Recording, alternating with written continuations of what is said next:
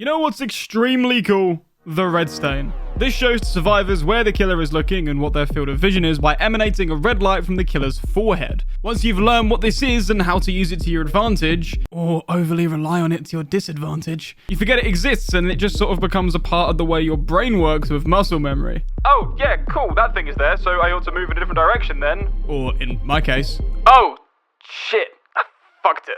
I want you to imagine for a minute that no one at Behavior had the thought to add this feature to the game. Instead, like when the killer's undetectable, imagine that you have no way of knowing when the killer is about to pop their murderous head around a corner or exactly what direction they were looking until you got real close. Yeah, it wouldn't work very well, would it? The red stain is a singular game mechanic or design decision that gives rise to a huge part of Dead by Daylight's central chase system. It's what allows survivors and killers to mind game each other. I'd argue that if it didn't exist, the pace of the game would be thrown way off. And perhaps it wouldn't have even made it to 2021 as popular as ever. And yet, by some miracle of game design, it exists. In fact, it existed in some of the earliest prototype builds. DBD is full of things like this. You can't take a still image of a trial that doesn't contain something core and clever and a work of similar design genius.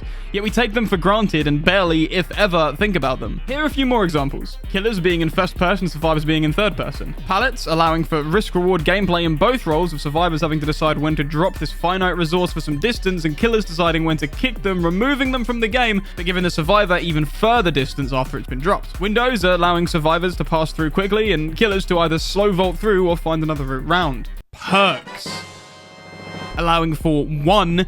Endless discussion about their usage and synergy with other perks. 2. Gameplay style altering effects. 3. Risk-reward gameplay and the weighing up of advantages and disadvantages. And 4. Outplay by knowledge of survivors and killers having to learn what each perk does and how to overcome it, in some cases rendering a perk entirely useless. Imagine a world where any of the above things didn't exist.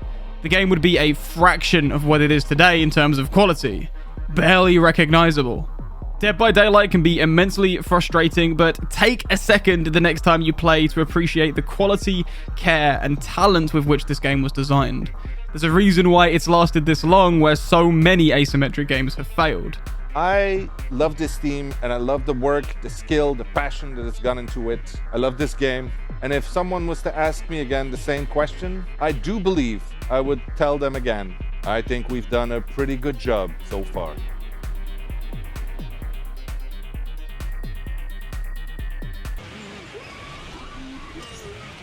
Nice try. Oh shit, he might actually get out because of the tantrum. Yeah, he's out, dude. He's out, dude. No, not quite.